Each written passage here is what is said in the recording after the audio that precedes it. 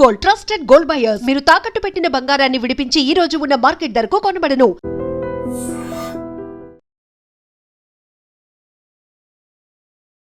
నమస్కారం, welcome to I dream. ధర్మ మార్గ విత్ విజిత కార్యక్రమానికి స్వాగతం.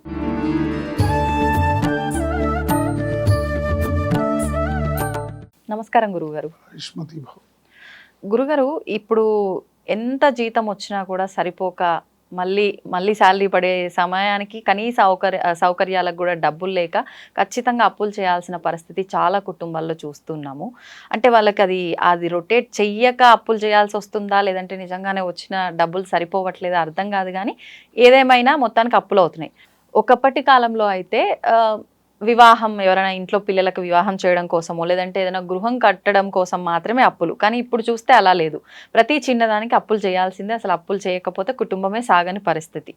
ఎందుకు ఇలా అవుతుంది అని చెప్పి ఆలోచిస్తే వెనకకు చూసుకుంటే ఏముండదు. ఏదైనా పర్టికులర్ ఒక మంచి విలువైన దానికోసం ఏమైనా అప్పు చేసామా అంటే అలా ఏముండదు, అంతా వృధా. మళ్ళీ ఈ అప్పులు తీర్చలేము, ప్రతి నెల కొత్తగా అప్పులు చేయాల్సి వస్తుంది.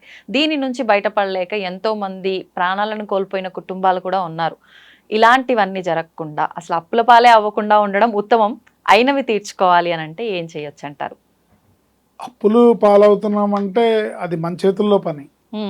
ఎందుకంటే ఫైనాన్షియల్ ఇండిసిప్లిన్, మనకు ఎంత వస్తుందో తెలుసుకోకుండా, అవును, మనకి అన్నీ కావాలనుకోవటం. పక్కింటి వాళ్ళకి ఏసీ ఉంది, మనకి ఏసీ ఉండాలి. వాళ్ళకి కారు ఉంది, మనకు కారు ఉండాలి. వాళ్ళు ఈ నెక్లెస్ కొనుక్కున్నారు, మనం కొనుక్కోవాలి. వాళ్ళు ఇల్లు కట్టు ఫ్లాట్ కొనుక్కున్నారు, మనకి కావాలంటే లైఫ్ స్టైల్ చేంజెస్ ఎలా వచ్చిందంటే ఎదుటి వాళ్ళతో కంపారిజన్ చేసుకుంటూ జీవితాన్ని ముందుకు సాగించడం వలన ఏర్పడిన పరిస్థితులు. తర్వాత మార్కెట్లో ఏంటి, సిబిల్ రేటింగ్ బాగుంటే అప్పు ఇచ్చేస్తారు. అవును, అప్పు ఎంత ఈజీగా వస్తుందో తీర్చడం అంత ఈజీ కాదు. అంతే కదా. ప్రతి చిన్నదానికి పెద్దదానికి అన్నిటికీ ఈఎంఐల ఫెసిలిటీ ఉంది. అవును, ప్రతి చిన్నదానికి మీరు 5,000 రూపాయల వస్తువు కొన్నా కూడా ఈఎంఐ ఫెసిలిటీ ఉంది.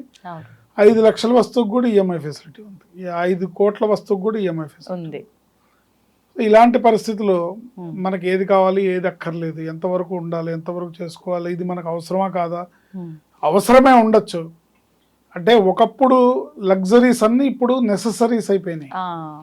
ఒకప్పుడు ఇంట్లో ఏసీ ఉండడం అనేది ఒక లగ్జరీ, ఇప్పుడు కంపల్సరీ, లేకపోతే ఉండలేరు పిల్లలు. సమ్మరు అసలు ఉండలేము, కష్టం. అంటే మారిపోయింది కాలం, కాలానుగుణంగా మనుషుల ఆలోచనలు, మనస్తత్వాలు మారిపోయినాయి. సో ఇవన్నీ ఒకప్పుడు లగ్జరీస్ అన్నీ ఇప్పుడు నెసెసిటీస్ అవటము, పక్క వాళ్ళ లైఫ్ స్టైల్తో మన లైఫ్ స్టైల్ని కంపేర్ చేసుకోవడము, ఈజీగా అప్పు దొరకడము, క్రెడిట్ కార్డు జేబులో ఉండటము, అవసరమైతే 1,00,000 రూపాయలు ఖర్చు పెట్టే అవకాశం ఉండటము, వెళ్ళిపోయి స్వైపింగ్ చేయడము, ఇవన్నీ అప్పులు పాలవడానికి కారణాలు. వీటిని కంట్రోల్ చేసుకుంటే, అట్రాక్ట్ అవ్వడం వల్ల తెలియకుండానే ఉబిలో కూరుకుపోతున్నాం. వద్దంటే ఒక బ్యాంక్ మీకు కార్డు ఇచ్చిందంటే 10 బ్యాంకులు ఇచ్చేస్తాయి. అంతే, 10 కార్డులు ఉంటాయి. పొద్దున్న లేసి ఈ కాల్సే ఎక్కువ. 15-20 లక్షలు ఈజీగా మీరు స్వైప్ చేయొచ్చు ఒక రోజులో. అలాంటప్పుడు మరి అప్పులు పాలవకి ఏమవుతాం? అదే కదా కదా. అందుకని దాన్ని జాగ్రత్తగా చేసుకుంటూ మనకు అవసరమా కాదా, మనం ఇది ఇప్పుడు ప్లానింగ్ అనేది ఇప్పుడు అవసరమా, కొనాలి డెఫినెట్గా. ఇప్పుడు అన్నీ అవసరమే మనిషికి. లగ్జరియస్ లైఫ్ని లీడ్ చేయడం తప్పు కాదు. దానికోసం ఆదాయాన్ని పెంచుకోవాలి కానీ అప్పులను పెంచుకోకూడదు. ఆదాయం పెంచుకునే మార్గాలను చూసుకోవచ్చు. Dream is the power of achievement. నాకు ఇది కావాలని డ్రీమ్ చేయాలి. ఆ డ్రీమ్కి తగ్గట్టు మనం దాన్ని వర్కౌట్ చేయాలి. వర్కౌట్ చేసుకొని దాన్ని సాధించుకోవాలి. ఎందుకంటే ఫైనాన్షియల్ ఇండిసిప్లిన్ అనేది చాలా అవసరమైన,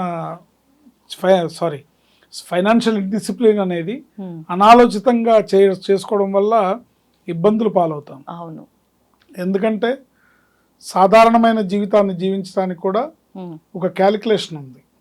1940 సంవత్సరంలో ఆ ప్రాంతంలో ఒక కుటుంబం బతకడానికి 10 రూపాయలు అయితే సరిపోయింది. 1940. అసలు ఇప్పుడు 10 రూపాయలకు 1900 అంటే ప్రతి 20 ఏళ్ళకి ఒక 0 యాడ్ అవుతుంది. 1940 నుంచి 1960 వచ్చేటప్పటికి అదే కుటుంబం అదే లైఫ్ స్టైల్తో బతకడానికి 100 రూపాయలు కావాల్సి వచ్చింది. 1960 నుంచి 80కి వచ్చేసరికి అదే కుటుంబానికి 1000 రూపాయలు కావాల్సి వచ్చింది. 80 నుంచి 2000కి వచ్చేసరికి అదే కుటుంబానికి 10,000 రూపాయలు కావాల్సి వచ్చింది. 2000 నుంచి 2020కి వచ్చేసరికి మినిమం బేసిక్ నీడ్స్ ఒక కుటుంబం కొద్దిగా గొప్ప నామమాత్రంగా బతకడానికి ₹1,00,000 కావాల్సి వచ్చింది. ఇక్కడ చాలా మార్పు వచ్చింది. 2020 అంటే ఒక్కొక్కటి జీరో యాడ్ అవుతుంది, ప్రతి 20 ఏళ్ళకు ఒక జీరో యాడ్ అవుతుంది. అవును. ఇప్పుడు 2020 దాటింది, 25లో ఉన్నాం మనం. నెక్స్ట్ 2040 వచ్చేటప్పటికి ఒక కుటుంబానికి అంటే minimum middle class life lead చేయడానికి 10 లక్షలు కావాలి. ఈ 10 లక్షలకి ఆదాయ వనరులు మన దగ్గర ఉన్నాయా? ఈ 10 లక్షలకి మనం రీచ్ అవ్వగలుగుతామా లేదా? ఇట్లా ప్రతిదీ ఆలోచించుకొని ముందుకెళ్ళాలి. ఈ క్యాల్కులేషన్ ప్రతి వాళ్ళు మైండ్లో పెట్టుకోవాలి. ఏంటి ఇది ఇప్పుడు ప్రూవ్ అయిన క్యాల్కులేషన్ ఇది. కానీ చాలా కష్టమే గురువు గారు ఇప్పుడు కదా. ఇప్పుడు కొంచెం ఏదన్నా తెలివి ఉండాలి, ఏదైనా చేసి డబ్బు సంపాదించాలి, అది కూడా మంచిగా ధర్మంగా సంపాదించాలంటే, లేదు అయితే చదువు ఉండి దానికి తగ్గ జాబ్ అన్నా ఉండాలి. వీళ్ళిద్దరికి సోర్స్ ఉంటుంది, మిగతా వాళ్ళకి చాలా కాలాంతరంలో వచ్చే మార్పులు. ఇప్పుడు ఒకప్పుడు సాఫ్ట్వేర్ బూమ్ వచ్చింది, సాఫ్ట్వేర్ ఎంప్లాయీస్కి లక్షల్లో కోట్లలో జీతాలు వచ్చినాయి. ఇప్పుడు ఒక 3-4 ఇయర్స్ తర్వాత సాఫ్ట్వేర్ ఫుల్గా డౌన్ అయిపోతుంది, మొత్తం ఏఐ ఉంటుంది. అవును ఏంటి సో ఏఐ టెక్నాలజీకి ఆ ఏఐ టెక్నాలజీ అనేది చాలా ప్రొఫెషన్స్ని క్యాప్చర్ చేసేస్తుంది. ఇంట్లో వంటోడు కూడా ఏఐ ఉంటుంది, పని మనిషి కూడా ఏఐ, రోబోస్, ఏఐతో పనిచేసే రోబోస్ వస్తాయి. ఏం చేయడానికైనా అన్ని వచ్చేస్తాయి. అప్పుడు మనుషుల్ని హైర్ చేసుకునే పరిస్థితి ఉండదు. మనుషులు ఉంటారు, కల్కి సినిమాలో చూపించినట్టు బ్రెడ్ ముక్క కోసం కొట్టుకోవాలి. అందుకని జాగ్రత్తగా ప్లాన్ చేసుకొని ఫైనాన్షియల్ డీల్ చేయడం అనేది చాలా ఇంపార్టెంట్. కాబట్టి దాన్ని జాగ్రత్త చేసుకుంటూ ఉండాలి.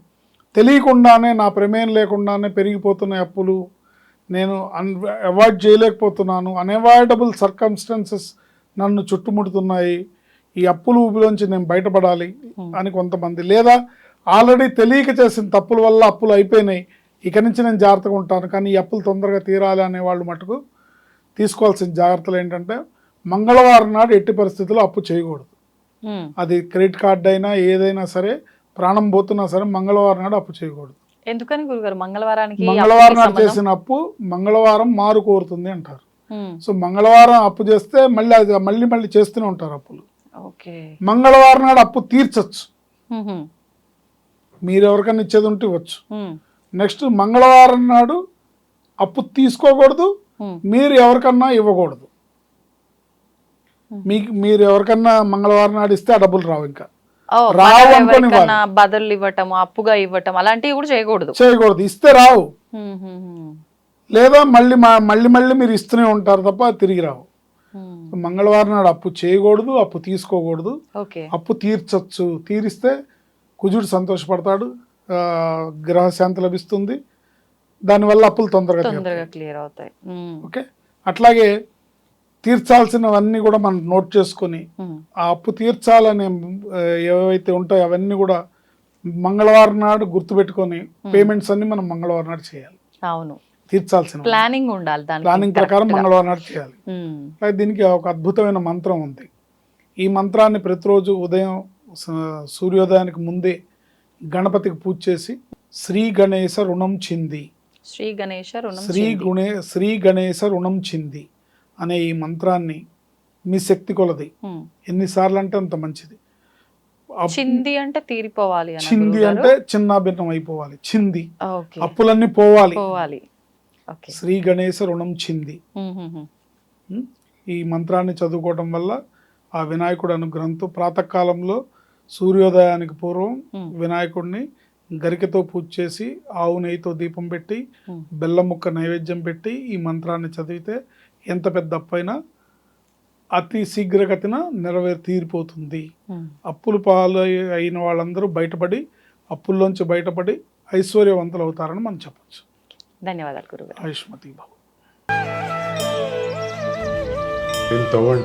తవ్వుతూనే శివలింగం సరే దాన్ని అట్లా కప్పేసేయండి, చూపించదండి. కృష్ణ ఇస్ దేర్, మూర్తి పూజ కాదు, సాక్షాత్ బ్రజేంద్ర నందన భగవాన్ ఉన్నారు మూర్తిలో.